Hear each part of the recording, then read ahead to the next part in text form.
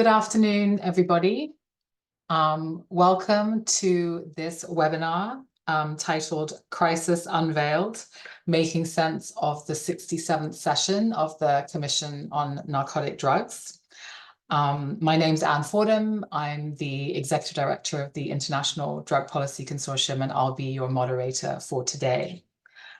We have a great lineup of speakers for you today to give this readout from what happened in Vienna several weeks ago, both at the high-level segment, which was just before the 67th session proper started, which was also the culmination of the midterm review for the 2019 ministerial statement, and then, of course, for the 67th session itself. And our speakers are from government, from a UN entity, and from civil society and community. And we're really looking forward to hearing their thoughts, reflections, and what they think about the implications from this very eventful CND, where many things happened that either happened for the first time or have not happened in a very, very long time. And we really felt it was important to take this moment, to really take stock of what actually happened and what it means for the UN drug policy debate going forward. So I'm really excited for us to have this conversation. Please do, there will be 2 moments for Q&A. So the webinar will be in 2 parts. Firstly, we'll have a keynote, then we'll have some reflections on the highlight segment. Then I will open it up for Q&A, and then we'll go into a second part, which will focus more on the 67th session, and then we'll have more time for Q&A at the end. But in the meantime, feel free to add comments into the chat, or I believe the Q&A function is also on. And I apologize now, but we were not able to source translation for this event, so it will only be in English, but we will share the recording afterwards. So without further ado, I'm really delighted to introduce our keynote speaker, Her Excellency Ambassador Lawlor, who's the permanent representative of Colombia to the UN in Vienna, and was someone who played a very, very important role in this last CND in Vienna. So Laura, you have the floor. Over to you. Thank you, Anne. Thanks everyone for joining us.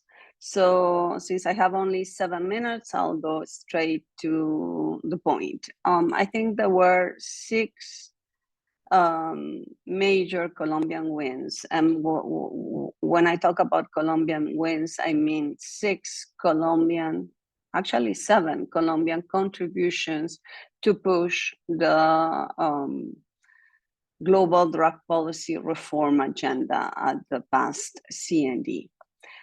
So I'll begin. The first one has to do with the fact that if Colombia had a lot of visibility, that was made possible because of collective work done during several months previous to the CND. If we had not worked together along with a number of countries, we would not have had the role we played at this at the 67th CND. So I would say that was one major contribution of Colombia to lend its living room of the residents for every single Friday during several months to coordinate, to brainstorm, to think about what we were going to do in this CND. The second contribution I would like to emphasize is nothing that happened at the CND would have happened if the United States had not played along. The United States was a major ally for each one of us who was pushing for drug reform at the CND. And I think that's something that has to be acknowledged and has to be built on. And for Colombia, it was a major win because I think we during the process, we got to know each other even better than we already thought we knew each other. I think we went farther than the Colombian embassy in the United States, for instance, to identify areas in which we can work with the United States on drug reform.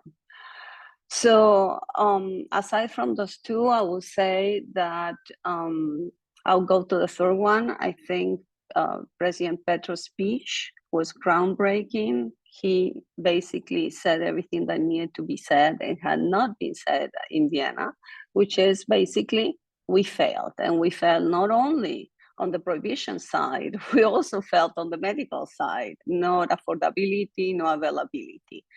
On the two pillars of the drug control regime, we failed. And I think that's important. And I think the message to the United Nations was clear. He ended his speech saying, we don't want to work with the United Nations that's deaf, blind, and mute. The third, our third contribution, I think, is to have been able to cooperate in the drafting of this statement of 62 countries.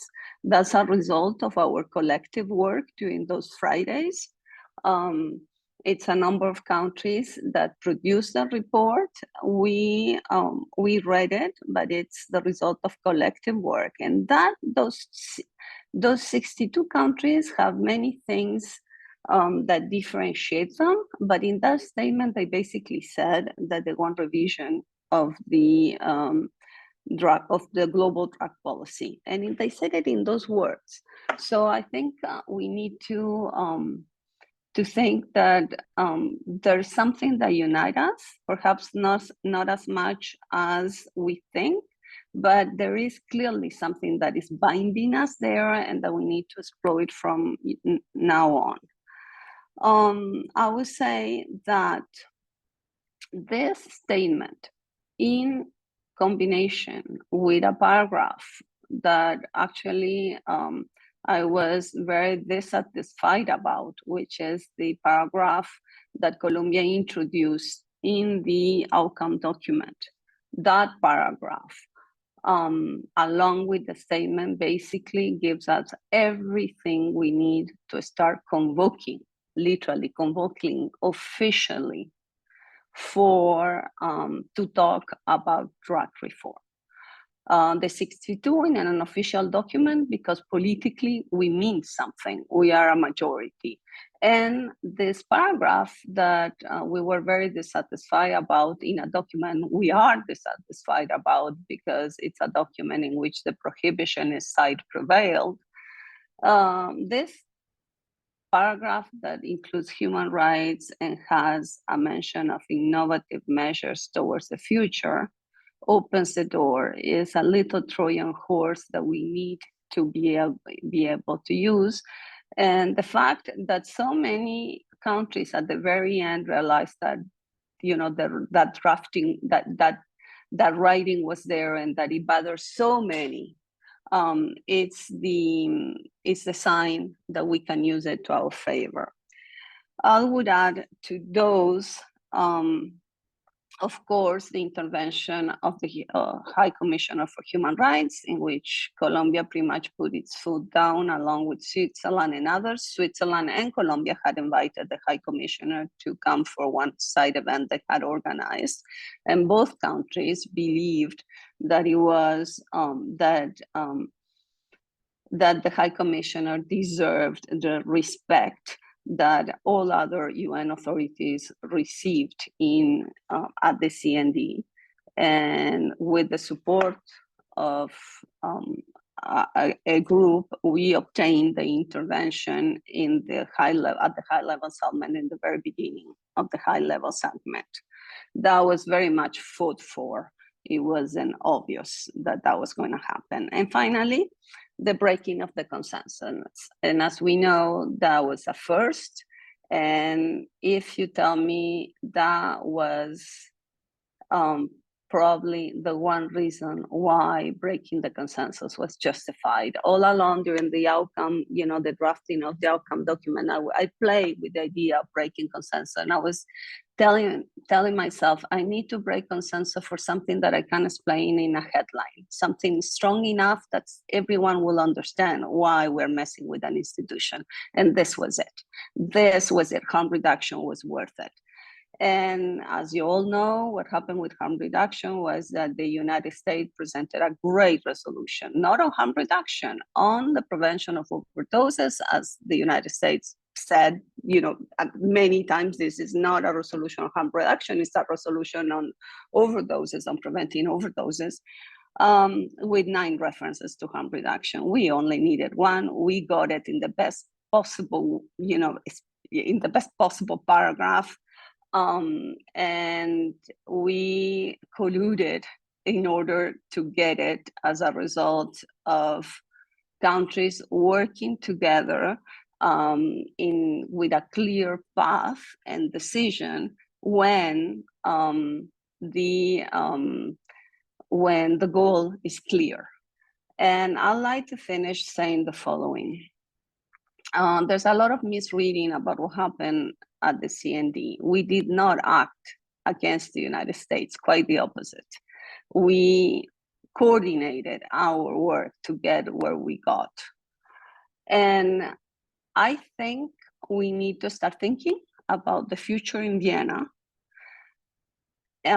We cannot do what is usually done, let this die until next year when the 68th session begins. We need to keep the action going in Vienna, but most of all, what do I think we need to do? Colombia has a number of ideas of what we think we need to do, and I won't mention them here because I think whatever we decide to do, we have to decide it collectively within this group of countries that has been working so well together. And our major priority has to be to protect this collective space for coordination and decision-making, because this space proved that it's capable of providing results. So we need to protect that. But we need to go beyond. We need to make sure that this alliance we made here in my living room moves to New York and to Geneva. We need to institutionalize this, and this is what I think the next months have to be about. All the rest, I think, is for our ROMPLOM members to sit down, brainstorm, and decide together what to do next. Thank you.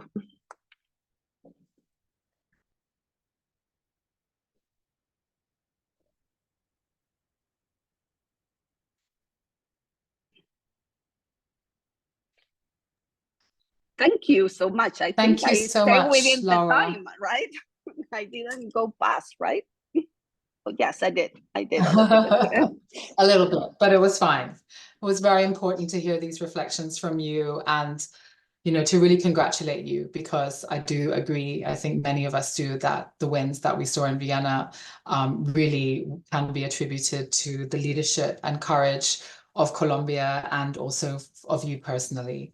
And really, I completely agree with the point that protecting the space for this coordination is paramount, because that has what has really led to the breakthroughs. And for a long time, I think IDPC and other civil society have been very clear that like-minded coordination is really where the work needs to happen. And you did an amazing job with that. So yeah, thank you for sharing those reflections. And I hope we will be coming back to them again for sure in the Q&A. So let me move on to part 1 of the webinar, where we will be asking our speakers to reflect on different aspects of the high-level segment and the midterm review outcome. And I'm delighted to introduce our first speaker, Zaved Mahmood from the Office of the High Commissioner on Human Rights, who will speak to the prominence of human rights at the high-level segment and the presence of the High Commissioner himself. So Zaved, you have the floor. Thank you very much, and also IDPC colleagues to organize this event. And also, I'm really pleased to see Ambassador Laura Hill also present here. I was listening very carefully her presentation, and one thing she highlighted, that is the human rights aspect of the whole discussion at the high-level segment. It's not only the presence of the High Commissioner to highlight the human rights issues, Also, we have noticed that at the high-level segment, Secretary General, WHO Executive Director, UNAIDS Executive Director, all of them spoke about importance of human rights with regard to drug policy. So I would like to take note of that other part of the human rights system also highlighted the human rights issues.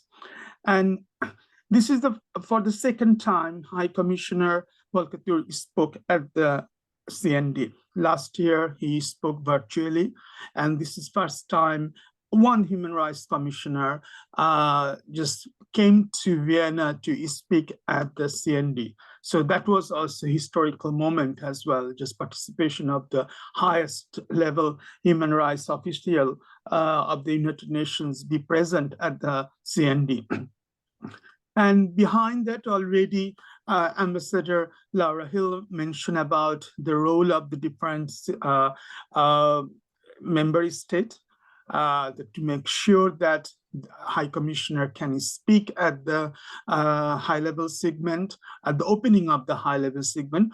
High Commissioner already received from the chair of the commission to speak at the high-level segment, but we were trying to make sure that he speak at the opening of the high-level segment, and we really appreciate the support from Colombia, as well as Switzerland and other countries also that are behind the work to make sure that High Commissioner can speak at the high-level segment. What is the importance of the speaking at the high-level segment or opening of the high-level segment? It is that to make sure that human rights can take place at the center of the discussion. That we wanted to make sure that it did. And if we go back and look at the High Commissioner mandate from 1993 resolution of General Assembly resolution, which established the High Commissioner, one of the responsibility he has, the mainstreaming human rights of the UN system across the all aspect of the all institution within the human rights or all level of the United Nations. He has the responsibility to making sure that human rights taking at the center of that one. From that perspective, also from his own mandate perspective, it is essential that he can take part and take a central role at the CND. With that note, High Commissioner, in his statement, I'm sure that you have received or seen that statement. Mary, possibly you have the link. Please, if you could share the statement with the colleagues. And he highlighted various aspects of the human rights concern, as well as way forward for way forward with regard to drug policy, which Ambassador Laura Hill mentioned about that drug policy reform. Obviously, High Commissioner and the office would like to see that that reform is taking place, taking human rights at the center. What does mean by that? Obviously, from right to health perspective, civil and political rights perspective, right to life, right to privacy, all aspects of the human rights, from economic, civil, political, economic, and social cultural rights, all aspects to look at that issue. I mentioned about the cultural rights as well. It is particularly related with indigenous people. And High Commissioner was very pleased to attend that high-level side event, which was organized by Colombia, Switzerland, and Czech Republic, and also Bolivia on the coca leaf. The review of the coca leaf, that was also watershed moment. We think that bringing indigenous people at the center of the discussion at the high level event, that was really important achievement. And thanks to Colombia and Bolivia to take lead on that issues. Let me reflect very briefly on the declaration. Definitely, we would love to see more advanced language on the declaration, move from the rhetoric of human rights to really practical meaning, what we mean by human rights-based approach to drug policy, to articulate that on the basis of our office reports recommendation. We are expecting that will be coming to the high-level level declaration. But without that, still I think that there's not retreat from the previous declaration, 2019 declaration, 2016 declaration, all the declaration has been reflected on indirectly, acknowledging their importance. So I think that still we didn't retreat from the human rights point of view in the declaration, but not that much advance we haven't seen with regard to declaration. But more thing to do is still we have 5 years ahead of us to work on this issue. On that point, I would like to mention also high-level segment. There is a 2 roundtable happen, is stock taking and way forward. In both discussion, both roundtable, human rights also played a big role. Just large number of member states, civil society organization, and other speakers, they spoke about importance of the human rights in the reform of drug policy at the national level. I think that I managed to attend one stock taking that roundtable, the discussion which was coming from the national perspective, national expert, they are coming and providing their experience, whether it is from Czech Republic, Norway, or Ghana, or other countries, Colombia, and other countries, and they are speaking what does mean by human rights reform in their own country.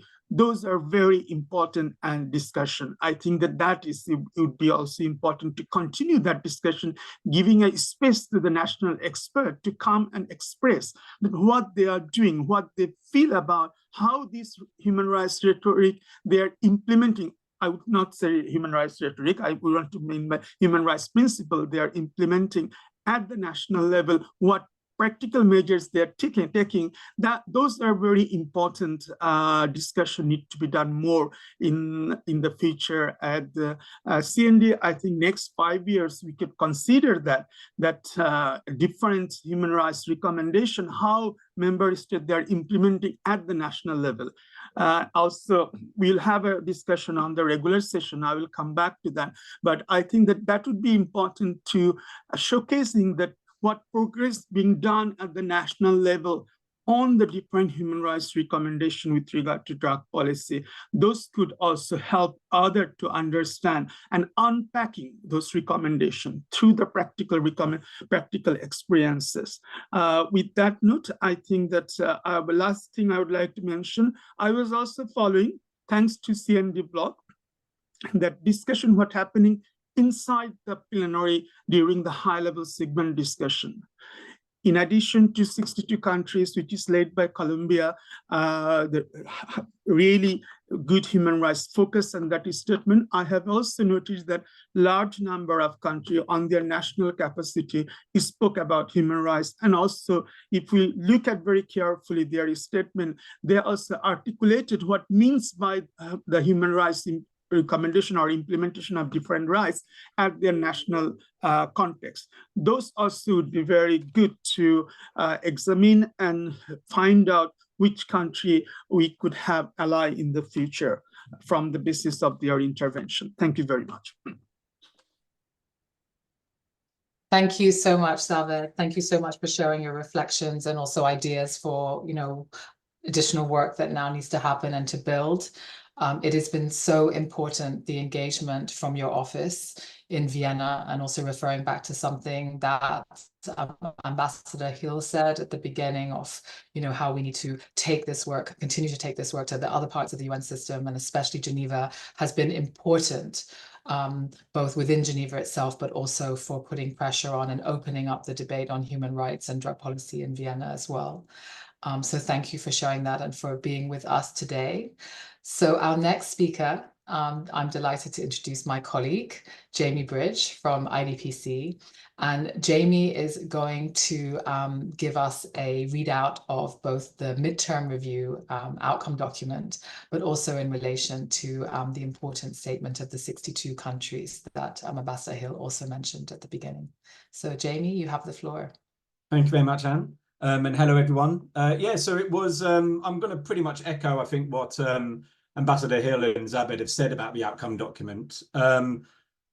It's become a strange tradition at the high-level UN drugs meetings that the outcome document gets adopted at the start of the meeting. So this was actually adopted on Thursday, the 14th of March, right after the opening session. And after more than 200 hours of negotiations throughout January and February and the beginning of March, member states were still struggling to reach any kind of consensus on this document, or even a consensus on whether there needs to be an outcome document. And in the end, as a kind of final attempt by the chair, they were given a 24-hour window, what's called the silent procedure. And ultimately, no member state spoke up and broke that silence. So the outcome document was adopted by consensus at the beginning of the high-level segment. But as others have said, it's pretty uninspiring as a document. I think that's an understatement. Just to highlight a few things from it. I mean, Zaved mentioned that it wasn't a step back, which I guess is something to be thankful for. The main reason it wasn't a step back is because rather than actually be a review and a reappraisal of drug policy, it was really just a copy and paste exercise. Of the 42 paragraphs, more than half of them were completely copied and pasted from the 2019 declaration, including references to promoting a society free of drug abuse, for example.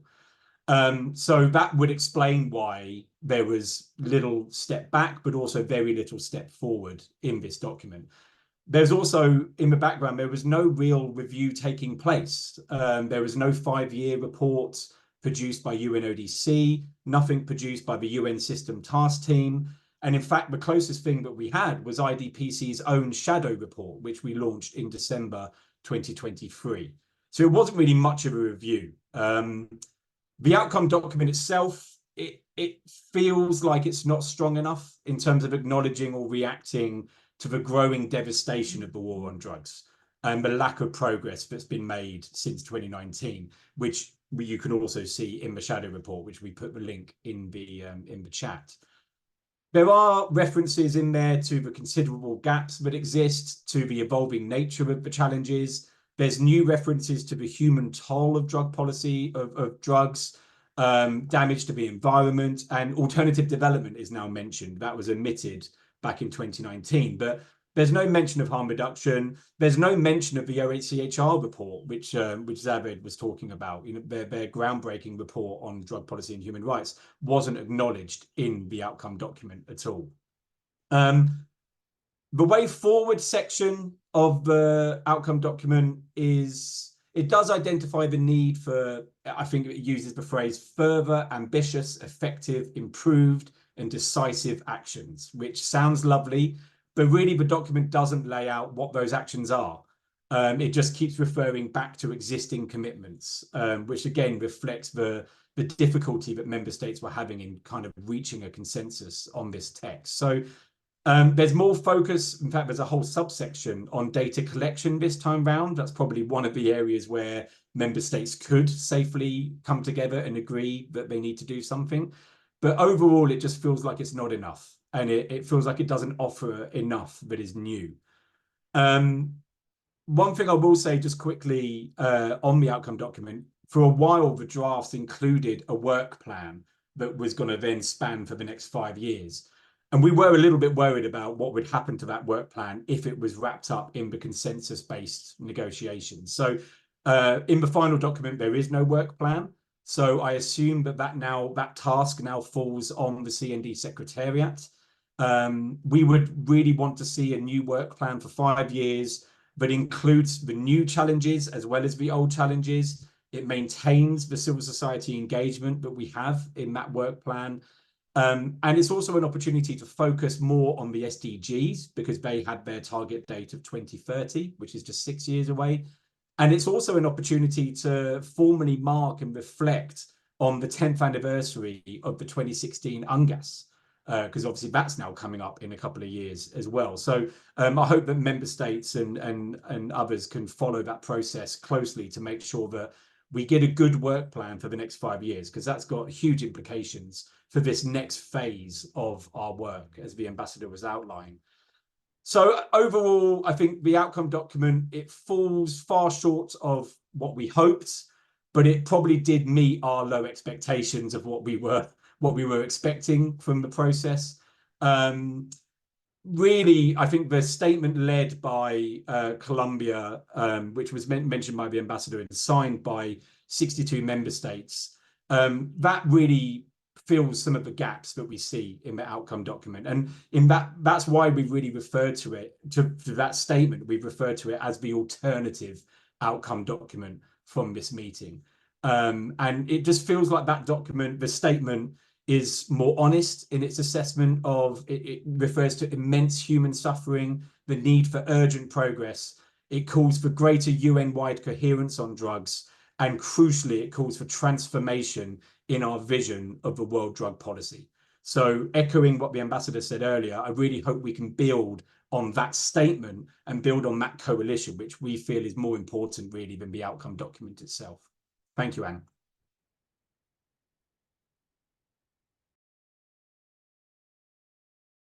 Thank you so much, Jamie. Very useful, I think, reflections on the unfortunately disappointing formal outcome document from that process. But I think also, as you very neatly outlined, you know, the alternative outcome document of the statement of 62 countries is much more forward-looking, and really would have been the outcome document that we would have hoped to have seen from the CND process. But we have that document, we have 62 countries signed up, and quite a large number of CND members also signed that document. So I believe that, yeah, it was, I'm sorry, my internet connection is unstable, so I hope that colleagues can still hear me. Yeah, we can, Anne. Yeah. But yeah, incredibly, yeah, sorry, incredibly important reflections there. So thank you so much, Jamie, for that. So our final speaker in this first session will be John Walsh. John is from the Washington office on Latin America. And John, yeah, we hope you can highlight how central the conversation around synthetic drugs has become at the global level, and particularly in the CND setting. And also maybe some reflections on both the resolution proposed by the US and the presence of Blinken at the CND this year. So John, over to you. Great. Thank you so much, Anne and IDPC, for this invitation. It's a real honor to be part of this grouping. And I think really timely to reflect on what we just experienced in CND.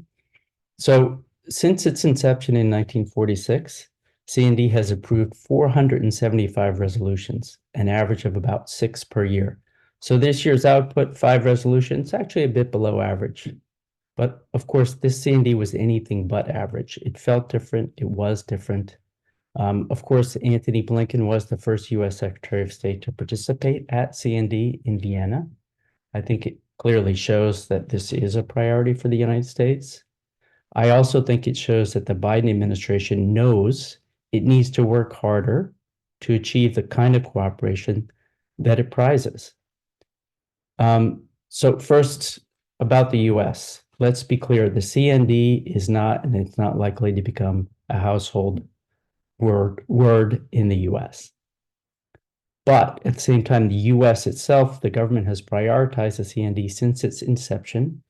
The US and Russia, the Soviet Union, are the only 2 countries, as far as I know, to be continuous members of the CND since 1946. And while no US Secretary of State has taken part in CND until now, President Bill Clinton spoke at the UN in New York at the 1998 Drugs UNGAS, and President Trump led a global call to action on the margins of the UN General Assembly in 2018. But in 2024, the reason for Secretary Blinken's presence was very obvious. It's about fentanyl and overdose deaths in the United States. His statement made that very clear, and as the latest CDC figures show, which you'll see right here, overdoses are a genuine public health emergency in the United States. You see that green line, that spike, that's real, it's traumatic. It was overshadowed for a time by the terrible toll of COVID in the United States, but it's undeniably a big deal today. And fentanyl overdoses are potentially a political liability, President Biden and the Democrats in an election year. In this context, it's important to credit the Biden administration for adopting harm reduction. To be sure, all previous U.S. administrations set the bar tragically low. But the Biden administration's stance matters domestically and it matters internationally. So credit where it's due. At the same time, it's important to emphasize there's a huge gap between the massive need for life-saving harm reduction interventions in communities across the United States and the sparse reality of harm reduction services. So it's also important to consider the Biden administration's approach to fentanyl and synthetics in view of the proposals of today's Republican Party under the sway of Donald Trump. With many Republican politicians weaponizing immigration and the U.S.-Mexico border, proposals to launch missile strikes, something President Trump mulled while he was in the White House, or even invade Mexico, have moved from the fringe to mainstream MAGA. That matters. By comparison, the Biden administration touts the global coalition to address synthetic drugs and diplomacy to lower tensions with China, including agreements on fentanyl precursors. And of course, the US just led a CND resolution on overdose prevention and response. Early drafts, by my count, included at least 7 mentions of harm reduction, including in the title. And in taking this resolution unresolved to the plenary, the US must have known that a vote was possible and even probable. So a few other factors to consider in that sense. The US doesn't seem to mind being on the other side of a vote from Russia these days. I think that's true. The opposite is true as well. I think Russia doesn't mind being on the other side of a vote from the United States. Clearly, the United States was helped by its partners, especially Colombia, as we heard this morning, to hold firm. And I would suspect that US officials were very aware that a very different US president might be calling the shots at the next CND in March 2025, given that we have elections this November. So if the US opted for consensus and removed any mention of harm reduction rather than take the resolution to plenary and a likely vote, there might not be another opportunity anytime soon. So with that said, I want to reflect on the spirit of Vienna, the Vienna consensus, and what this new moment might mean. So if the spirit of Vienna means a commitment to seeking international cooperation to address shared challenges, that still sounds good to me. And in the abstract, the idea of finding consensus also sounds positive, especially when our differences seem to define us. And the prospect of consensus can feel comforting and even inspiring. But this warm glow around the idea of consensus, especially the Vienna consensus, begs some crucial questions. Consensus on what and for what? Does the supposed consensus truly exist? And is achieving true consensus actually necessary for useful international cooperation? So let's go back to the 1998 UNGAS, when the UN sought to rally countries around creating a so-called drug-free world. So even if we accept that that was a consensus at the time, it was clearly developing cracks. In 2004, 20 years ago, WOLA and our colleagues at the Transnational Institute published a report entitled Cracks in the Vienna Consensus. Those cracks were apparent 20 years ago, and deep fractures are evident today, even before the events of the March CND. Despite the hostility of the US and other countries to the term and the reality of harm reduction, it hasn't gone away, but it's become more relevant and more urgent. And just to appreciate the fact, again, that the US led a resolution that contained harm reduction language, let's recall the 2004 letter from the UNODC Executive Director to the US State Department's Robert Charles, the head of INL, one day after those two met. So we don't have a transcript of that meeting in 2004. But from the UNODC's Executive Director's letter to Bobby Charles, it's easy to imagine what might have been discussed. So let me quote that letter briefly. UNODC's ED said, "On the general issue of, quote, harm reduction, I share your concern. Under the guise of harm reduction, there are people working disingenuously to alter the world's opposition to drugs. These people can misuse our well-intentioned statements for their own agenda. and this we cannot allow. Accordingly, and as we discussed in our meeting, we are reviewing all our statements, both printed and electronic, and will be even more vigilant in the future. It's very clear that decades of U.S. intransigence regarding harm reduction has cost the world dearly, including the people of the United States. But it's also clear the Vienna consensus has been fracturing over other issues, many mentioned today. The overdue and rising prominence of human rights on the agenda of the Vienna drug debates. And of course, some countries have decided at the national level to legally regulate access to cannabis for non-medical uses. And other countries, including the United States, are trending in that direction. So the mythical Vienna consensus has survived by papering over these growing differences and a polarized debate, presenting a facade of basic agreement even as the differences have grown more pronounced. I would say the Vienna consensus had become a fake consensus. And it's long past time to replace this pretend consensus with honest debates and recognition of real differences. So let me conclude with a brief quote from a magnificent lecture given just last week by Brazilian scholar Matthias Spector here at the Brookings Institution in Washington.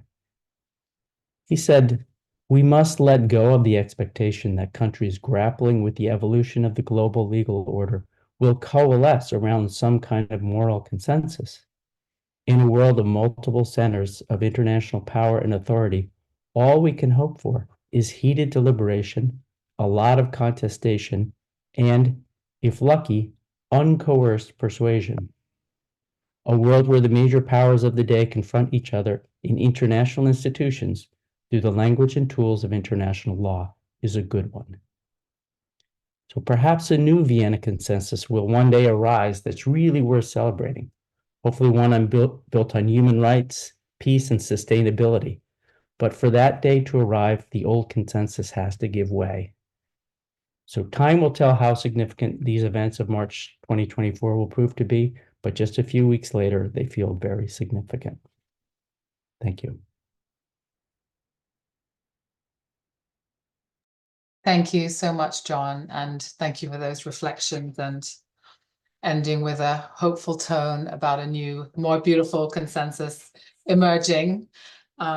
We live in hope, but I completely agree that in the meantime, the long-held existing so-called Vienna consensus needed to be broken, and I think many of us are glad that that happened at the last CND. So we are already running over time, but I think we should be okay. We will have now a short opening for Q&A and questions that we have lifted up from the Q&A so far that I'll be directing to our first set of speakers. So the first question I'll direct to, it's from Professor Alex Stevens for Ambassador Hill. You said something in your keynote that there is now something that unites us and binds us. I think this was in reference to the 62 countries that signed the statement. Could you share what you think that something is?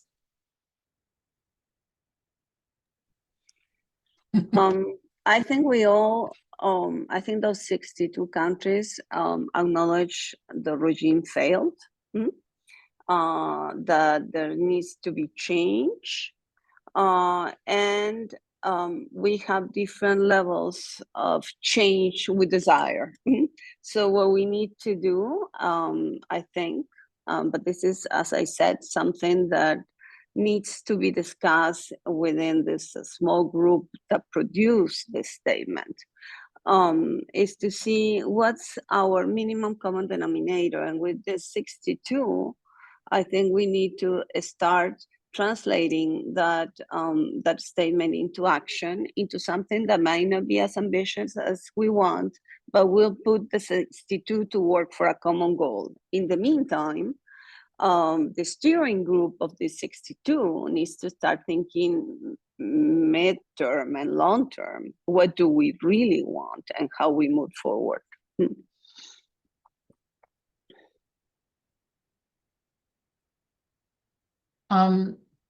Maybe a follow-up question to that. This is from Isabel Pereira, also I think for the ambassador, but other speakers, the original speakers may want to jump in. In moving forward now that there's larger windows after the consensus has been broken, do we start to envisage more progressive resolutions for the 68th CND from the group of like-minded topics the group of like-minded countries in topics such as human rights or the environment, Indigenous rights, or perhaps even the death penalty? Okay, I'll go with this, and then others can pitch in, but because I think this is something, this is my reading. I happen to have been in the room where the decision to break consensus was taken, and it is I cannot explain here or describe exactly what was said, but let me say something very clearly. It was the United States would have preferred consensus if consensus could have been reached. It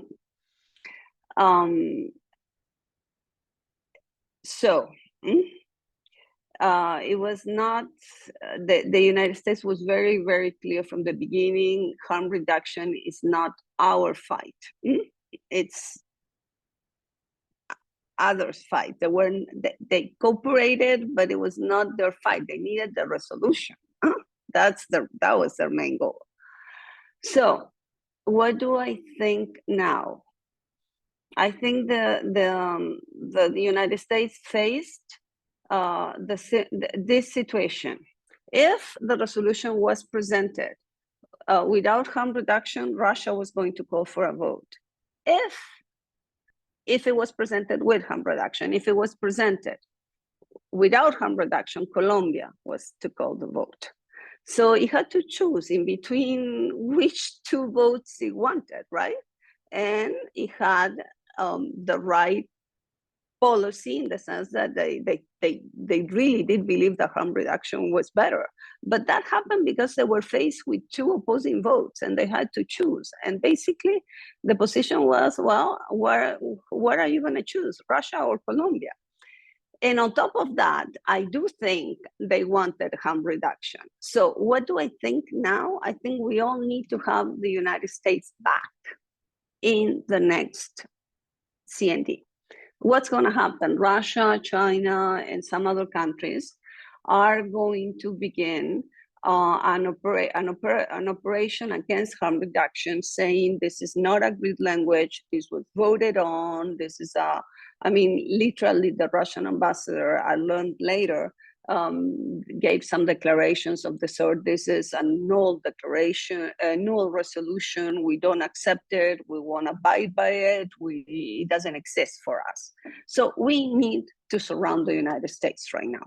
We need to surround it. And the only way to surround the United States, in my humble opinion, is to present a resolution on harm reduction and to make sure that we get enough votes. And that's the only way we can get to protect the United States resolution from 2 weeks ago.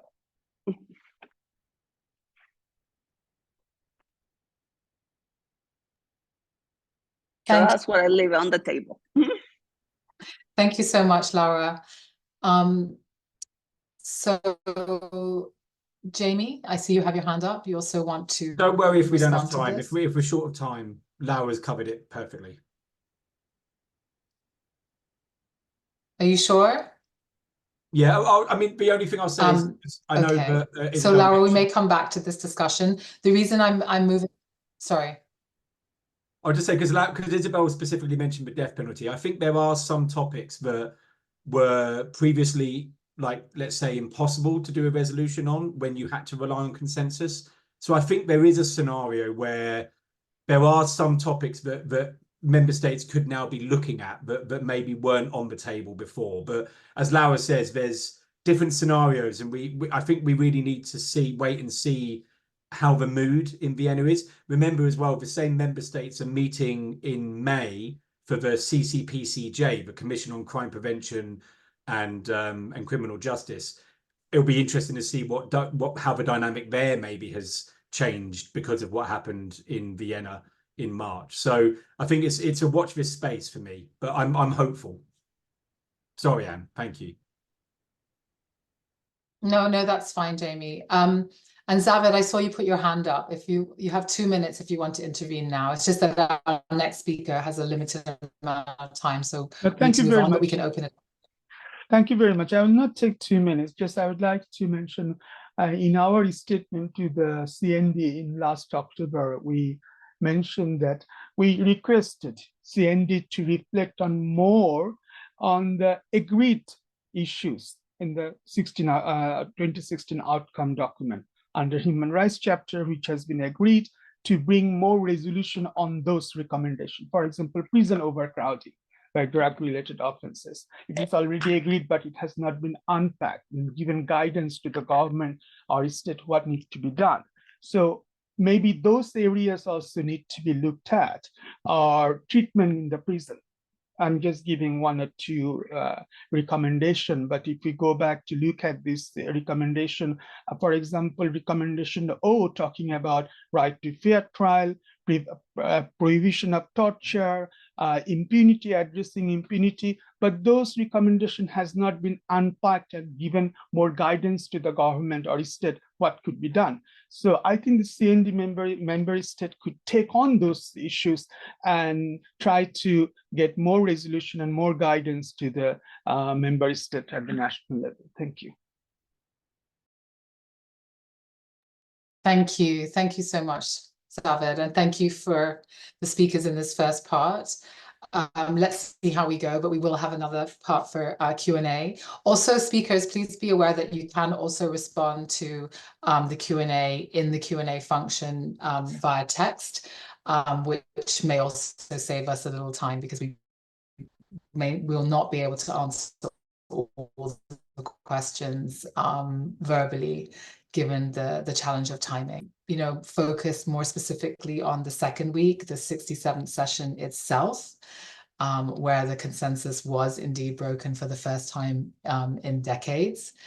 And we're actually particularly delighted to have our next speaker with us, because for the first time, we really felt that the voices of Indigenous peoples was more prominent than it has ever been at the CND.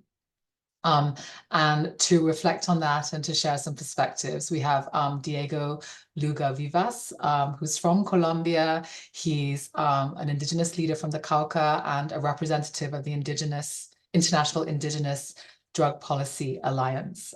So Diego, you have the floor.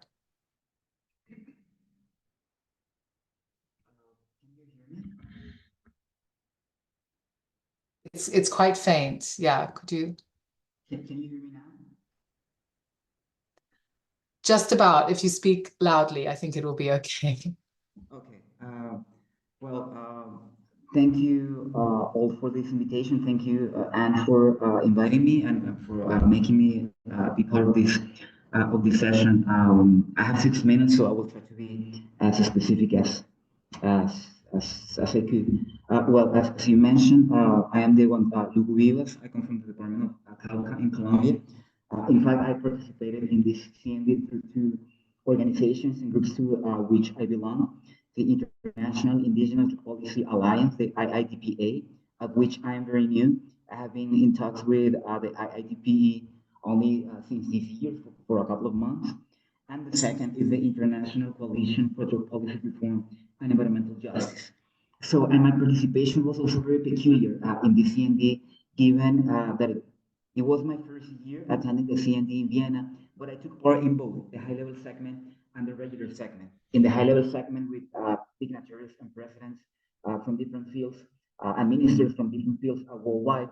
To be more precise, in the general debate, I discussed the situation of Indigenous and peasant social and environmental leaders in Colombia who are living in the most lethal country in the world for the protection of land and human rights defenders.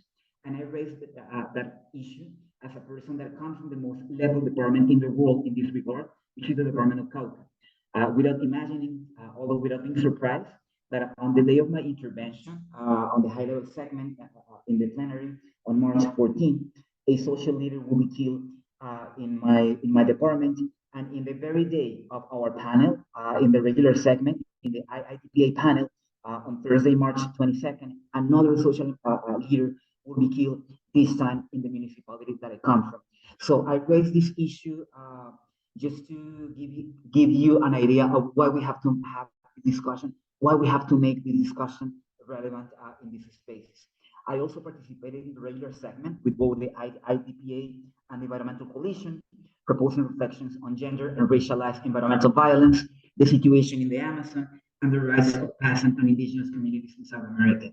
So what puts me here is the International Indigenous Drug Policy Alliance, particularly one of the panels that we scheduled, which was called Charting a New Course, Drug Policy for Indigenous Communities towards Drug Policy that improves well-being and aligns with indigenous knowledge and practice.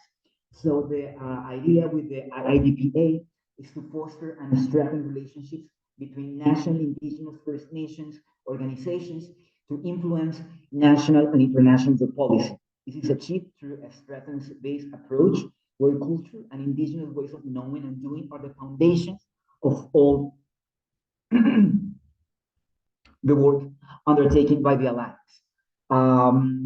Most of the members and attendees in the CND in Vienna for 2024 were from Australia and New Zealand, but also we have since previously from before contributors from Canada and the US. That has been the main work of the IDPA, Australia, New Zealand, Canada, and the US.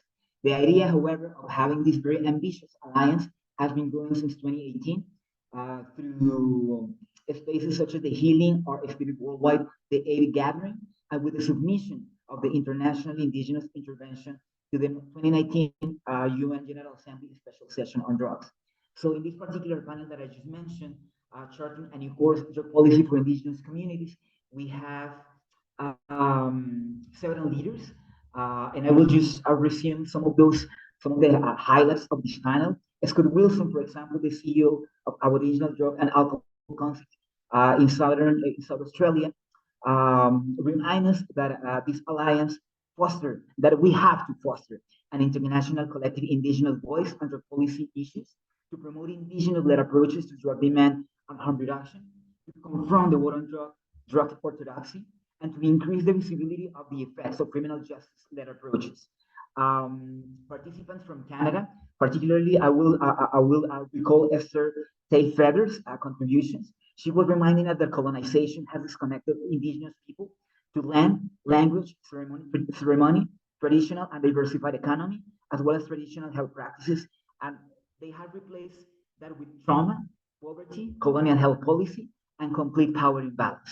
When, for example, we examine the rate of apparent accidental opioid poisoning that's in Canada, it is eight times higher in First Nations than in non-First Nations. So harm reduction needs to be implemented and must be complemented with basic social supports such as access and temporary income, disability, and housing support, and many more.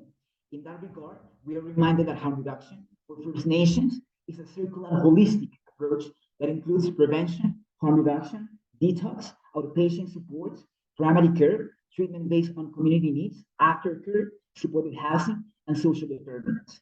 When we discuss contributions from Australia and New Zealand, we are also reminded how the rates of Aboriginal people incarcerated for drug-related issues and those who died from unintentional overdose is higher, and that happens everywhere.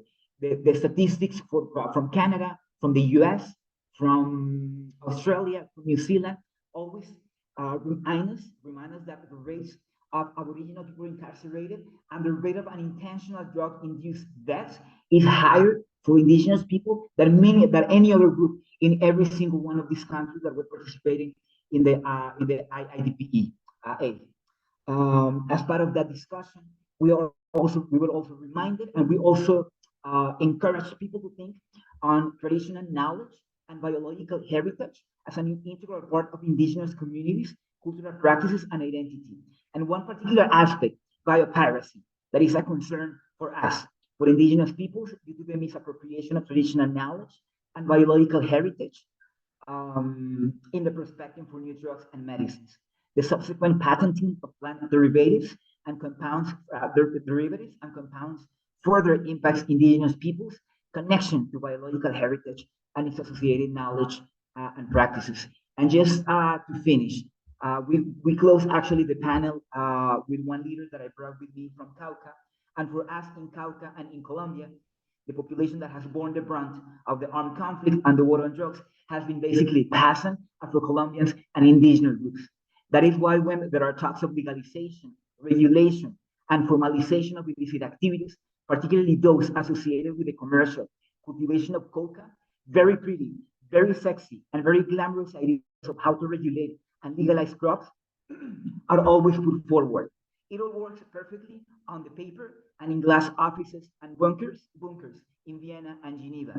But until indigenous farmers and peasant communities are given real guarantees of replacement of illicit commercial coca, until the problems of land and its cultural and legal possession are addressed, until basic productive infrastructure and access to roads, education, and quality health is assured for us, and until all the problems of patriarchal violence, misogynist abuse, racism, classism, sexism, homophobia, and transphobia, basically all the violence that comes from colonial and capitalist legacies are addressed as a central component to eradicate the structures that perpetuate the war on drugs will remain in place.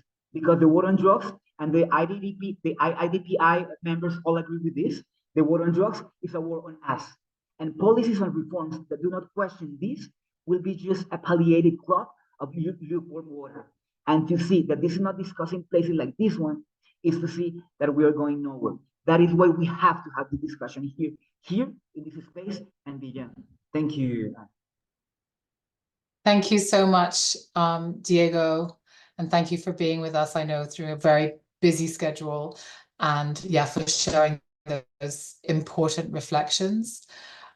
We will, if you could send us your full statement, we'll make sure a full transcript is available, because I know the sound was a little challenging for at times. But really, thank you for being with us. And yeah, we very much hope to continue this conversation. There are some questions around supporting Indigenous communities to build capacity for advocacy of time. I think what we'll aim to do is share that after and yeah, make sure that people know how to get in touch with the emerging Indigenous Alliance, which yeah, is going to be very important in this space. So thank you again. So moving on.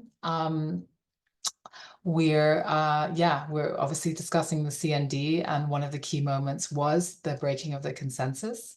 So I'm delighted to introduce our next speaker, Ingrid Mihalova of the government of the Czech Republic, to share some brief reflections on the breaking of the consensus and the resolutions and the push towards voting in Vienna. So Ingrid, you have the floor. Thank you very much, and good afternoon, everyone. It's great to see so many people are interested into the global drug policy reform. So thank you all for your time and joining, and also many thanks to Anne and IDPC for the brilliant work and support. I would like to talk about two subjects. First is the voting by itself. You are probably aware that there was in total 4 resolutions. 2 of them were adopted by the consensus, but 2 of them was adopted by the voting. The first case was the resolution on alternative development chaired by Peru, Thailand, and Germany. And in this case, it was a bit, let's say, strange situation, because one member state called for a vote, but then at the end, no one was against. So technically, this resolution was adopted by the consensus. The second case, it was L5. It was the resolution on overdose prevention, and I was participating the negotiations on this. So I would like to speak more on this resolution and maybe give you some insights. It was already said by some previous speakers, but I think what was really a key issue on this resolution was the collaboration between the EU and also other like-minded states.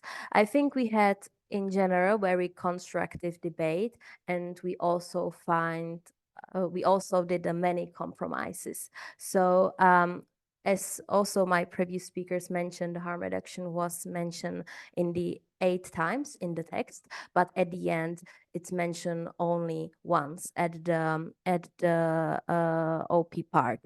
I think one of the reasons why we vote on this resolution was for sure the mentioning of the harm reduction, but it was also the reason was that we really show, and maybe for the first time, that we have our clean borders and our red lines. And for EU and like-minded states, the red line was the harm reduction. And I think it's also crucial to underline that we were talking about overdose prevention. We were talking about saving lives, and harm reduction clearly also saving lives. And we have to acknowledge this when we are talking about evidence. So I think it's also great that we achieved this success, that harm reduction became a UN agreed language in a context of overdose prevention. So I would like to just flag this particular issue. Sometimes we are very much focused on the result and the final text, but I think it's also crucial to important the process what we have during the negotiations. And even the resolution contains some progressive language. Of course, there is still, let's say, space for improvement, how to push the language even forward. But as a member state who were participating of the negotiations, even the Czech Republic, it's not a CND member, but the harm reduction, it's a key issue for our national and also international policy. That is why we were really pretty much focused on that. I think the key issue was that we were really having the debate. We had the debate about drug consumption rooms. We had a debate about fatal and non-fatal overdoses. We had the debates about drug checking. And basically, all of these things are not mentioned in the final text of the resolution because let's say our group of states, we were really trying to find a compromise and saying, okay, harm reduction once, that's our key issue. So I think it's also important to be aware that having these debates at the UN level, it's very important. And even if it's not the, let's say, the result, the way how we got the result is very important. So I would like to also flag that. Maybe some summary or how I will all of this wrap it up and what should be our next steps.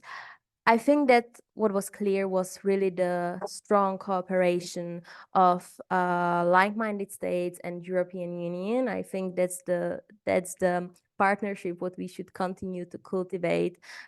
We should rather look for topics what unifies us than polarizing us. I think it's a key issue, and it seems that human rights, it's one of the issues that really could unify us strongly. And then maybe another thought, and it will be for sure the subject of future discussions. I think it's important. It's important that the CND members continue to table resolution which are focused on public health, on human rights, which brings a health-oriented topic, and we bring also with this topic the debate on the UN space. And of course, we need a lot of analysis what this Vienna spirit means, because for sure there will be some maybe some pressures that it was said by the chair several times at the end of the CND that we should really try to awake this Vienna spirit. So I think we should consider what does it mean, because now let's say we have more options, but we have to also consult with our diplomats and experts. What does it mean, basically, this new situation? And maybe last thing, I would like to thank everyone who was involved in this, experts, policymakers, civil society. I think it was possible only because we were united and we were just trying our best. So I think I will stop here. Thank you so much once again for this seminar, and I'll be happy to answer on any questions. Thank you. Thanks so much, Ingrid, and yeah, thank you for sharing those interesting reflections from the discussion. So, because we're short of time, I'm going to keep us moving quickly to our next speaker. I'm delighted to introduce Judy Chang. Judy is the Executive Director of the International Network of People Who Use Drugs. And Judy, it would be great if you could reflect on what the getting agreed language, specifically on the term harm reduction at the CND, could now mean for the global response on harm reduction. Okay, thanks, Anne. Difficult question. But first of all, I just want to say, yeah, how much of a privilege it was to be in the room when consensus was broken and when harm reduction was passed in a CND resolution for the first time. You know, there was a real sense of, you know, palpable excitement and elation. And I know, you know, many people who've been working at the CND or on the CND for decades, like, weren't able to be there. So, you know, it definitely was a privilege. But of course, then, you know, following this sense of elation and this expansion of what's really possible at the CND being opened up by the breaking of the consensus on first the AD resolution and then the US resolution, I think, yeah, there's inevitable kind of come down in questions asking, you know, what was sacrificed during negotiations, and then, you know, really thinking about what's the next steps. So in terms of, you know, what was given up, I mean, a few people have spoken about it before. You know, we know that harm reduction was originally in the title and was in there 6 times throughout the body of the text, and it was eventually replaced, you know, in the majority of times, it was replaced with other public health interventions to address the harms associated with illicit drug use. We know that drug checking, you know, was also removed. And as we heard from Ingrid, drug consumption rooms, potentially, etc. At least they came out during the negotiations. Also, I think if we look at the balance of, you know, focus, number of times, say, prevention and drug demand reduction is mentioned in the text versus harm reduction, or even its proxy text. You know, prevention is not mentioned 9 times, 6 times for drug demand reduction, 6 times for recovery, you know, versus 1 mention, you know, 1 mention of harm reduction in its original form. I think, yeah, also during, you know, watching the negotiations in the COW, you know, there's a real struggle over how to define harm reduction. So there's also this sense of, you know, hasn't it already, you know, shouldn't it already been clear? So I think still a concern about it, you know, being watered down. Also, you know, I think what we need to look out for as well, that, you know, following the harm reduction language or its proxy language, it was always followed in the text. It was always followed by as appropriate and in accordance with domestic legislation and pursuant to the aims of international drug control conventions, except in PP16. So, you know, there's concern that this mitigates political pressure on the countries of introducing or scaling up harm reduction measures versus other measures such as prevention, recovery, and demand reduction efforts. But of course, you know, the question of then what does this mean for our future and our advocacy work going forward? You know, I think we do have to ask, you know, in the future, now that the consensus has been broken, you know, how much should we be giving up, right? If we, you know, can already anticipate the resolution will go to a vote, you know, I think we should really be pushing member states to, you know, stand firm, right? And not give too much ground. You know, I think we know we don't potentially no longer need to make the sort of compromises, you know, that was necessary to make in the past. So we know that, you know, the CND is one of the last kind of multilateral spaces that discuss drug policy or drug issues that are holding out on harm reduction language and resolutions. You know, it's been passed in the Human Rights Council and the General Assembly on the HIV/AIDS resolutions. But we also know, you know, these resolutions also had to go to a vote. And this wasn't just because of harm reduction, but of other contentious issues. I think we also, saw very clearly drug policy making is never just about drug policy. I think we have to really, really engage with the geopolitics, and, we know it's a lot about horse trading, money and power brokering, and it's not really something that we can escape. For instance, in the outcome document, the key language, that people were fighting over was unilateral coercive sanctions and technology transfer. And, this is very similar to what we saw, say, in the political negotiations over the political declaration on HIV/AIDS, except the contentious issue was over TRIPS agreements and TRIPS flexibilities. And also, the upcoming pandemic treaty, is being delayed because there are conflicts over, what does equity mean, right? And in this, under equity, under the umbrella of equity, that's kind of related to also transfer of technology as well. So, access, basically. So, yes, I think it's about how we, also look to move beyond, drug policy in the sense that, learning to grapple with some of these wider issues and dynamics, as we're seeing, really big changes in multilateralism and the shift to a multipolar and progress to, post-colonial, kind of world. Again, during the negotiations on the political declaration, activists and advocates were trying to get the US and EU states to give ground on TRIPS flexibilities so that we could get, the passing of targets on services, human rights, and community leadership. Of course, another piece is then, with the resolution that we have, how do we translate words into actions and make sure that we, don't waste this opportunity? So in terms of, what the resolution kind of means, we know that, it's important as a foundation that they can then get reference in other resolutions and declarations, that they're a formal expression of the will and opinion of the UN, and that they hold, symbolic and political power. So then it's, how do we build up a body of UN resolutions and declarations, including, as Laura suggested, a specific resolution on harm reduction in the next year. It's important to give this symbolic and political legitimacy to harm reduction. And I think, it's also important to really push back on, this whole push towards prevention and rehabilitation and recovery, as the answer.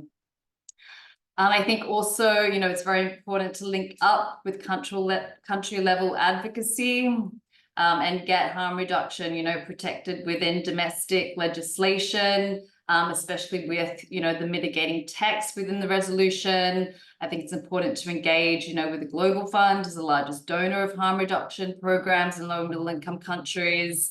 And also, how do we enable country advocates, especially community advocates, to really demand government accountability on international resolutions and agreements. So yes, going forward, I think we have to, of course, still stay very, very vigilant as, we can anticipate the backlash.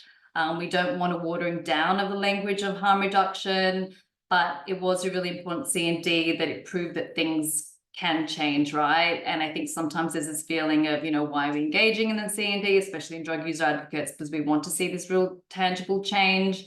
But, it just proves that there can be really surprising outcomes. I think looking at the list of countries that either passed or abstained, was a real kind of point for optimism as well. And I think it's just, that message that we really do need to hold our ground because things can really shift when we least expect it.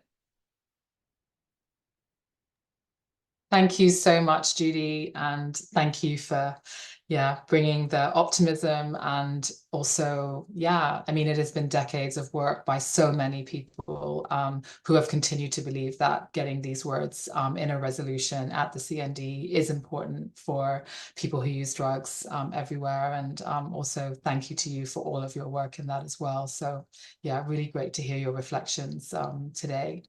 Thanks for being with us. So moving on, and I apologize now because we probably will go slightly over time. So just for those who are with us, just to bear with us. But I think it's been such a great conversation so far. And there are some important questions that I hope we can address at the end. So our next speaker I'm delighted to introduce Ruby Lawlor from YouthRISE. You know, I mean, I don't think just at this CND, but at every CND, there's always so much discussion about youth, the impact of youth, how we protect youth, and increasingly how we provide harm reduction services to youth and ensure youth voices are heard. So yeah, Ruby, very much looking forward to hearing what you've got to say. You have the floor. Great. Thank you so much, Anne, for handing me the floor, and thank you, IDPC, for organizing this and inviting us to speak. So to just introduce the angle I'm going to be speaking from, Executive Director of YouthRISE, but also we are a member of the Paradigma Coalition, which is a coalition of youth-led and youth-focused NGOs working in the field of drug policy, human rights, harm reduction. So YouthRISE is one of these members of the coalition, and all the work that we did and any of the coalition members at CND this year was done kind of as a coalition, which was really quite strong, because it means that we were a united front on the topic of young people as young people, kind of fighting against the narratives that are always there at CND and were even more so prevalent this year on prevention around young people. And young people's meaningful engagement only existing in regards to prevention services and prevention policy and programs. So it was really important that we had this united front, and we, on the lead up to CND, created a Paradigma Coalition common position, which I think Marie can share in the chat, which basically outlined Paradigma's position on all things drugs, and had lots of intersectional lenses, Indigenous rights, rights of the child, and so on. And we delivered 2 statements on this as the Paradigma Coalition during CND, one at the high-level meeting and the way forward roundtable, and then one during the week as well in the CND under agenda item 6. So that was really powerful to have our statement mentioned a few times, and we also distributed it as much as we possibly could as this kind of alternative youth voice at the CND, fighting back against the usual narrative that's going on. So that was really important for us in terms of youth engagement. We also had the informal dialogue questions. We always take advantage of this, of course. And then across the organizations in the Paradigma Coalition, we ask questions on CHAMPS, which I'm going to talk a bit more about in a second. The Youth Forum, the usual concerns we have with the UNODC's youth initiative, hailed as the kind of core example of what meaningful engagement looks like at the UNODC for youth. But there's a huge amount of issues we have with this, and it's only focuses on prevention agendas and nothing else. We talked also about concerns around lack of youth-friendly harm reduction in the informal dialogues, and then youth in the midterm review, policy making, mental health, and human rights and young people as well. So we really, the organizations across the Paradigma Coalition asked a wide range of questions in the informal dialogues to all of the relevant stakeholders. We also had quite a few side events, and actually when it comes to youth and more generally the youth focus, there was more than 20 side events on youth or organized by some sort of youth organization, and only 2 of them were from the angle of drug policy reform and harm reduction and human rights. Everything else, all 20 was something of them, were on prevention. And we attended, Paradigma kind of coordinated, okay, there's a youth side event on now, there's one on now, split up, let's go to all of them, let's hear what they're talking about. And 90% of the time, it was a bunch of old men sitting on a panel talking about meaningful youth engagement and youth participation and prevention and all of these things. It's never us. It's never us young people, it's particularly young people with lived and living experience who are sitting at that table, especially also given the topic, they don't want to sit in the room. And this kind of leads me on to CHAMPS. I'm trying to cover quite a lot because CHAMPS was a huge topic this year. And we actually asked a few questions about it in the informal dialogues, one to the UNODC Executive Director, which we got an incredibly rude response that we hadn't read the pamphlet, but I think this is being shared in the chat as well. So CHAMPS is the Child Amplified Prevention Services. It's a new initiative of UNODC's that was launched nearly a year ago now, where they started talking about it, but they still hadn't really clearly said what it was. It seems like basically it was released way too early before UNODC could even grasp it from our conversations. And Paradigma did a lot of work before CND and during CND to have conversations with member states and with UN bodies to see who knows what this is. There is this booklet, but this booklet obviously also mentions a lot of very concerning things regarding screening of pregnant women and children in schools, the importance of law enforcement in prevention for young people. One thing we did learn this year from about champs from attending CND was that it's apparently not it's not anything new. It's a consolidation of existing prevention services. They were asking UNODC when they first talked about it, were saying that they want to raise was a few $100 million. I can't remember the exact figure, and it's not been written down anywhere. They keep kind of saying numbers, but a few $100 million from governments to be 500 million to be invested in champs.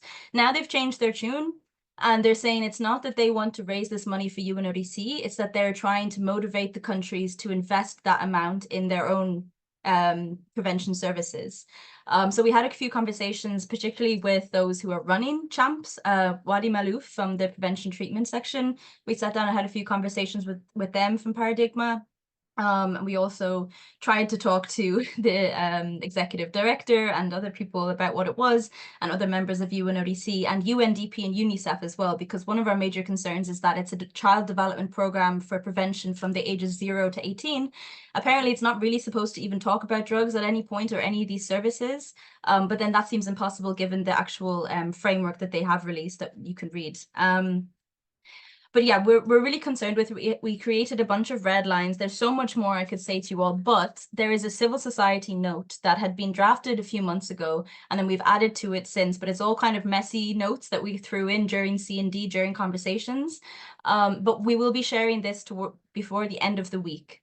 So a civil society note outlining all of our concerns, our red lines, and issues that we have with champs, because really what it looks like is another way to include law enforcement in schools, to screen pregnant women, to take money from harm reduction budgets domestically and turn it towards prevention, and really to really amplify the punitive approaches to drugs nationally. So also it's a pilot program in itself. It's 5 years in 10 countries that they think need champs most, but it's very unclear. Even from what I've explained to you now, I'm sure it still isn't completely clear what it is, and that's because no one can really wrap their head around it, because those who launched it don't even understand it, and they're not working with UNDP so far, and they're not working with UNICEF, but it's a children prevention program on development that has nothing to do with drugs. So very concerning, obviously. Okay, I'll leave it there. I'll send around the civil society note to IDPC, and then maybe you can disperse it amongst everyone towards the end of the week. And thanks so much for having me on. It was a really great year for the Paradigma Coalition and youth engagement. Thank you. Thanks so much, Ruby. And yeah, champs is certainly something that I think we all need to follow closely, and yeah, provide strong input to member states and UNODC on how this is unfolding. So thank you so much for that. So to our final speaker, last but not least, delighted that you could be with us today, Beatrice, or Trixie, as we call you, Vaz, who will speak on behalf of the Paradigma Coalition today, but more broadly on civil society participation at the 67th CND and at the high-level segment. So Trixie, you have the floor. Thank you very much, Anne, and thank you to everyone. I know I'm keeping us from the much awaited Q&A, but I have the pleasure to round off this excellent panel to talk a little bit more about civil society's role in everything that we achieved and everything that happened during CND67. And I think the panel has already spoken to much of it. But just to start with kind of a personal reflection, I represent the Paradigma Coalition today, which, as Ruby has mentioned, is a global network of youth-led and youth-focused organizations, including young people who use drugs, who work to end the war on drugs. And we come together as youth organizations, often specifically for CND, to ensure a coordinated youth reform voice. Personally, this was my 5th year attending CND, which has included some pandemic years. So returning to Vienna this year, it was really fantastic. And it really was a true highlight for me personally, to see the diversity of civil society and the large numbers that we were able to be present with. There were approximately 2,500 participants altogether at this year's meeting, and over 600 of those were from civil society organizations. So that's to say that it's a very strong voice and presence, and in particular, and I think our panel today has showed this quite well, a highlight and a trend from previous years has been increasing participation of young people, increasing participation of people with lived or living experience of drug use and people in recovery, and the participation of Indigenous people and people otherwise affected by punitive drug policies. I think this year has really shown that, including some highlights that others have mentioned before, including civil society being able to speak at the high-level segment general debate as well. We had a very powerful statement from Diego, who also spoke earlier today, and also Ahmed Said from the African Network of People Who Use Drugs. This was a very late Thursday night, and it needed some strong advocacy from a couple of corners of civil society to ensure that these statements would be able to be presented as part of the high-level segment. And speaking at 10 p.m. on a Thursday night has, in fact, meant that some civil society representatives were able to cross protocol and actually spoke before some member states gave their statements for the high-level segment. From the high-level segment as well, civil society was able to be present in the two roundtables that were the official modalities to feed into the midterm review, although I know our discussion has quite moved on from the midterm review as well, but we had very strong statements there as well. And I thought it was also interesting to highlight that there was a pledge for action initiative this year that was launched by the chair of CND, urging member states to make pledges on the way forward in the context of the midterm review as well. And it was a quite low number of states who ended up making pledges at 66. NGOs and civil society also had the chance to put forward pledges, and it's quite a comparable number. 52 NGOs ended up making pledges and very actionable commitments to implement services and continue advocacy. And if we look, most of these NGOs also represent our coalitions and represent networks.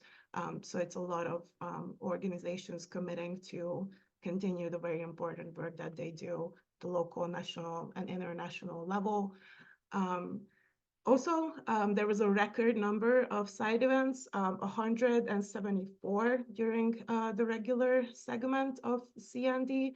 The majority of these were hosted by or involved civil society organizations. This was truly fantastic to see, although the capacities of the Vienna International Center are kind of reaching their limits. A lot of the side events were in very small rooms, no seating room, no standing room for a lot of those events, which just underscores that there's a lot of, just a lot of appetite to have these discussions, have side events covering these very topics during CND.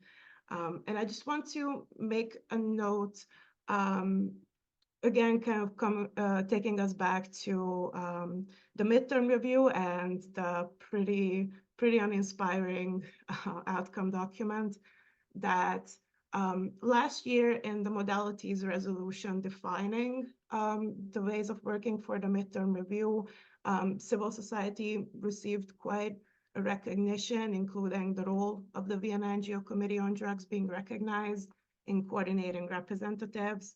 And that resolution has also named civil society, scientific community, academia, and youth groups as key stakeholders. And to kind of inform the midterm review, the Vienna and New York NGO committees on drugs have prepared a global civil society report to showcase a diversity of civil society opinions to feed into the midterm review and help us identify ways forward. And this was more specific than the outcome document that we had, but I won't go into it in more detail. What I wanted to highlight is that in the process of this in compiling this report, which was made through consultations with civil society and through a global civil society survey, participants have, in the context of other challenges, but also other progress that we've achieved in the last 5 years at the Commission on Narcotic Drugs, it was very strongly highlighted that the growing civil society voice and presence, as well as collaboration among civil society and the collaboration between civil society and different agencies and member states, has been highlighted as the biggest progress, with particular mention for the inclusion of communities, as I mentioned in the beginning, very strongly, communities of young people, communities of people who use drugs or people who have used drugs, and the communities of Indigenous people to be included in decision-making processes. And just to kind of round off, also in the context of the report has highlighted that in cases where civil society has seen advancement in tackling the challenges that were identified in the 2019 ministerial report, in the cases where there was progress, that progress was tied by respondents to the role that civil society has played in that. So that means civil society working with government, civil society informing program design and implementation, that was very strongly seen as helping progress on these issues. So that's just to say that the outcome document that we have at the moment has retained some mention of civil society, acknowledging the important role that's played by civil society as relevant stakeholders. But as Jamie has also mentioned, we are still working on the work plan for the next 5 years. And I think it's going to be crucial that we work together to protect the civil society space that we have currently in Vienna. And I think everything that people have mentioned so far speaks to the power and the strength that we have when we work together. So I think that's a call to solidify these alliances, and with the support of our like-minded states, continue to work in this trajectory. I will end here, and thank you very much. Thank you so much, Trixie. Thank you for sharing those reflections and reinforcing the importance of civil society and also the importance of protecting the space that civil society has gained in Vienna. So I apologize because I'm hoping we'll still just take 5 more minutes. We're already so over, so let's just take it to 1:45 so we can actually address a few questions that have come up in the Q&A. I'll ask if a couple together perhaps, and then can go back to the panelists who wish to take up these questions.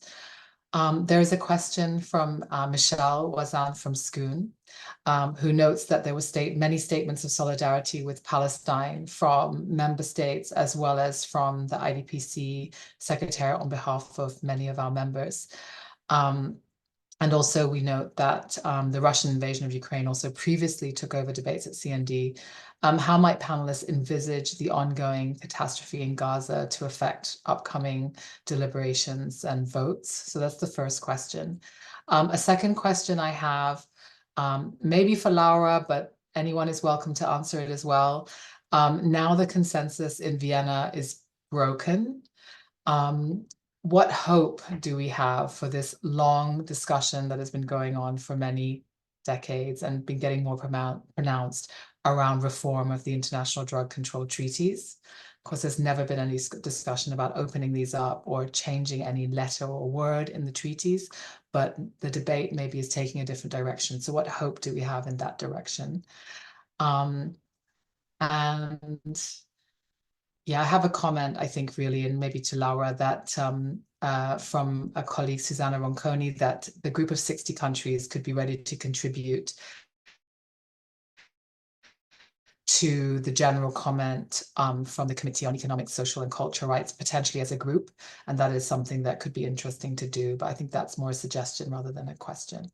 So I'll leave it there with those two questions, one about the situation in Palestine and one perhaps about the hope for treaty reform. Thank you. Who would like to answer? Please just take the floor.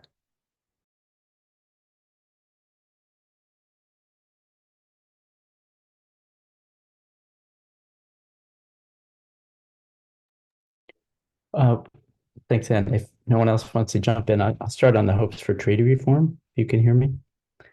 This is John at WOLA. Yeah, I think one of the big questions is still cannabis regulation, which wasn't at the forefront of this particular CND, but member states have already decided to do that. Other countries are headed that way. And I think in this case, the INCB's view that it's beyond what the treaties permit is actually accurate.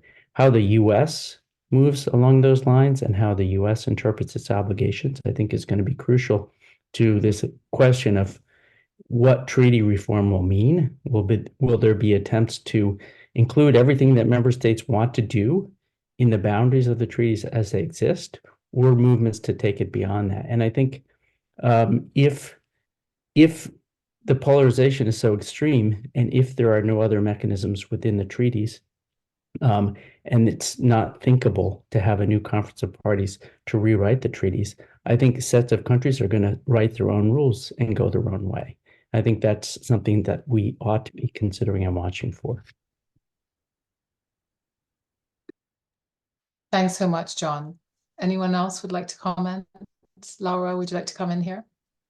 Yeah, okay. So in the end, I mean, I think harm reduction actually was our largest achievement of so many years, so many decades, because it does put a hold on prohibitionism. I mean, that's harm reduction really chips away the conventions because by saying, I mean, harm reduction goes against the heart of a society free of drugs, right? So this agreed language that that sort of took such relevance here in Vienna, and the misreading of the conventions over and over again by INCB, of what at least I perceive by INCB, really took a hit with harm reduction. Now, yeah, that's fine. So you have two ways. Either you keep on chipping away, which is the most immediate midterm way to proceed, or you face what I think needs to be done right, you know, you face your monster right, you know, in front of you, and you say, what we really need is legal reform, okay? And I think we need to, you know, to start talking about legal reform without fear and reforming the conventions. If we cannot open the conventions, we can think about protocols, and you don't need everyone to sign up on the protocols to be able to, for them to enter in vigor. And I think we need to start talking openly, really openly about legal reform. Now, this is impossible without the United States. So first of all, we need to see what happens in November in the United States to see how we proceed. If not, you know, we might think that it's better to keep on chipping away, you know, through resolutions. I think the way ahead is exciting and is promising, but I want to tell you something. I was the only one sitting in these small rooms of everyone who talked here. And I want to tell you something, because I think I don't want to dampen the enthusiasm, but we have to be able to move forward with realism, pragmatism, and be very honest with each other. This happened because there was at least one country in this coalition who was willing to call for a vote. But believe me, there are no red lines, because red lines only exist if there are countries willing to call for the vote. That's a real red line. But if the countries say, that's my red line, but I'm not calling for a vote, that's not a real red line. And this is a sign for all these countries in the coalition. We voted, and the sky didn't fall, and the sunlight, the sun is shining in Vienna, and UNODC survived, and Ms. Wally was able to swallow the bitter pill, and life goes on. So what I would say is, if a country like mine with so many limitations in terms of real insertion in the world and faces so many socioeconomic and political difficulties, can lose the fear. Please, please join us. Join us. We all have to lose fears, because the stigma against those who do not want, who break consensus is still very alive in Vienna, even after the CND. So let's all lose our fears together.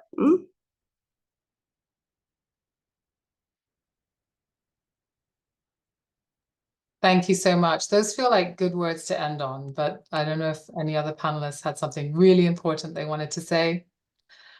Otherwise, I think we should maybe leave it there and say that, yes, we all need to lose our fears together. And really, once again, thank you, Ambassador, for your candor and your leadership in Vienna. We feel very fortunate to have you there. And from my perspective, I don't believe that the consensus would have been broken without your leadership this year. So I just want to be very clear about that. But thank you to all our wonderful speakers and panelists today. I think this could have been like a half-day event with so much more discussion to be had, and certainly to be continued. We appreciate all the huge engagement in the chat and all the many questions, some of which I'm sorry that we couldn't get around to answering, but we did our best. And please continue to be in touch with us. And there's still a lot of work to do. And although we have some wins in Vienna, I think now is not the time to be complacent. Now is the time to think about how we keep building on this incredible, the incredible things that happened a few weeks ago. So thank you so much. And see you all soon. Have a good rest of your day. Thank you again.